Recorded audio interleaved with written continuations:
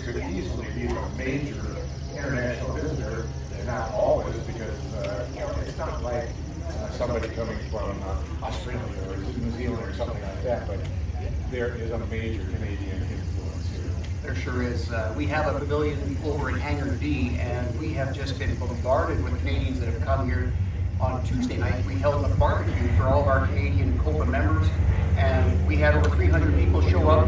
It was amazing just to be with all of our Canuck friends. It's surprising how if you offer food, it's free in Indian rock pilots. You know, it always amazes me. Pilots will spend $300 in fuel to get a free breakfast somewhere. They complain about it. Absolutely. So, Ken, what is COPA's focus? Why are you here at your adventure? And then what kind of things keep you busy during the rest of the year? And I didn't introduce you with a title. What's the title? Certainly, yes. So, Canadian Owners and Pilots Association, its main objective is to advance, promote, preserve, and inspire flight in Canada. And I happen to be one of the elected directors that sits on the board. I represent Alberta and the Northwest Territories, and I'm also the Western Vice Chair of the organization. Okay, so you got some territory to cover. It's a big region, and what I love about this position is I get to be an ambassador. Everywhere I go, I meet friendly faces, and we try to encourage every Canadian pilot or aviation enthusiast to join COPA, because we are the voice for Canadian general aviation that can lobby to government, Transport Canada, and just give us a unified voice. And with any activity, an advocacy group is almost a necessity these days. It really is, and you know, you find that in your own country here, if you don't unify, you become fractured, and then you end up with a ton of groups that are trying to have their own interests represented. We all share the sky. We all look up when we hear an aircraft. We all love this thing called general aviation. Now, we were visiting a little bit earlier this morning, and you know, I was asking about the kind of services that you offer, because being from Minnesota, the people around my area, there's a lot of folks that like to go up to Canada fishing, and some of my cabins up there, and of course that's been a difficult, the border crossing has been, let's just say, difficult for a while. You get involved in helping in that regard. Absolutely. So our website is copanational.org, and there's answers to a lot of those questions that you might have while flying into Canada about ADSB in Canada versus the United States, because there's some nuances that are different. Of course, you know, the whole border crossing process, things like bringing a firearm into Canada. So we get a lot of people that come up north to Alaska that want to bring something with them. All of those answers can be found at copanational.org, and if you can't find an answer there, there's a phone number. Call. We welcome your questions from everybody, both north and south of the border. Good, that's great information. And so copanational.org, anybody that wants to get more detail or information about that. Now, you were also talking about, you get involved with a lot of activities, a lot of things. Aviation is a very, almost a necessity in some parts of Canada. But what kind of promotions and activities do you do to support? Do that. So, in addition to being a director on the COPA board, I also wear a hat of being a director on the Alberta Air Tour board. Now, the Alberta Air Tours was actually here last year and spoke with you folks up here. But just for those that didn't know about it or haven't heard about it, it was developed in the time of COVID when pilots wanted to still get together with their friends, and what a great way to social distance, like to fly to different destinations together. So that's what we've done. We formed this group that flies to different communities to raise the profile of aviation, perhaps to share with the local politicians and bureaucrats involved with airport management to show them the value that general aviation brings to their towns. I suspect things in Canada aren't all that much different from dealing with the local community and explaining to them and getting them to realize the benefit of that airport. It's a huge economic advantage to people. Once you find yourself all having to re-explain that, I'm assuming, because I know we do it in the area that I'm in.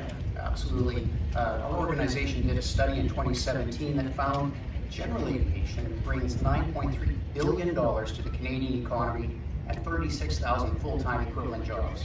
We're talking a huge boost to the economy of Canada, and I know your numbers in the United States eclipse that because there's just more of you. Simply by size, scale. Ken, what's, besides the air tours, and I know you talked about some people don't think about flying in winter as much. And of course, for the north, you go north, the weather becomes progressively harder and harder to deal with. But you do some promotional ice flying events. Absolutely. In 2010, the local flying club in my hometown ice fly-in. Now this fly-in started out very modestly. We plowed out a small airstrip on a local lake, and we had about 35 airplanes arrive. Now we have well over 100 that come in for this event every year. Now, if you fly in Canada and you don't fly in the winter, you're not flying a good chunk of the year. So what better way to embrace your season but to get together with all your aviation friends on a frozen chunk of water and talk airplanes, have a hot dog roasted over a fire. We have snowmobile races and ice car races, all about ice in this event. And it's a huge thing. It's the Acclimation Ice Fly-In held the last weekend of February every year. And as you mentioned, yes, utilize that time.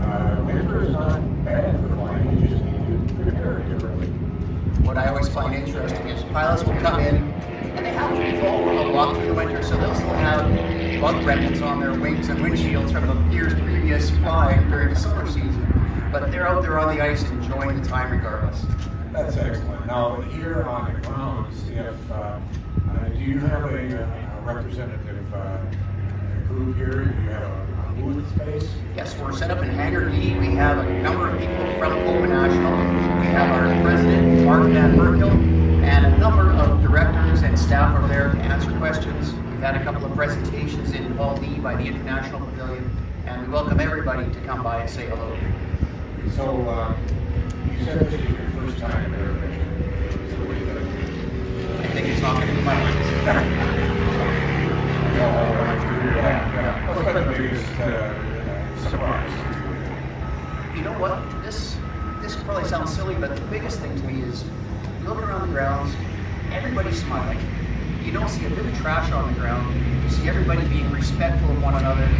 This is what community is all about, and that to me is what your event represents.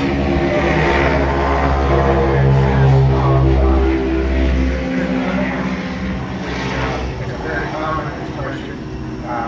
Welcome, Oscar. Welcome home. Thank you. It's great to be here. Yeah. Now, do you have much interaction with U.S.-based organizations, pilot organizations that offer services similar to yours? Well, you know what? We do actually have a relationship with AOPA, and there's another group in Canada called EAA Canada. It's the branch, of course, the Canadian wing. And as I said earlier, it's a whole lot of alphabet soup when you break it down separately, but we all are on the same team. We all promote what we do and where we do it and the freedom to keep doing it. Right, we might be coming at it from a different direction, but all have the same goal. Exactly. And just behind us, noticing the American Airlines Medal of Honor flight, the one that went out yesterday, there's 100 veterans were on that yesterday. They went out of Washington, D.C. today, right back in here about 7 o'clock last night, and just a very emotional welcome for those folks. Aircraft, of course, veterans all were on the ground yesterday, and part of the aircraft is now being moved out. What a beautiful airplane. Kevin, thank you for coming out here and sharing your perspective on what's going on here and telling you a little bit about what culture is and what you're doing. And I want you to come back here and be up on the understand how to do it. Thank you so much. Appreciate your time today. Thank you.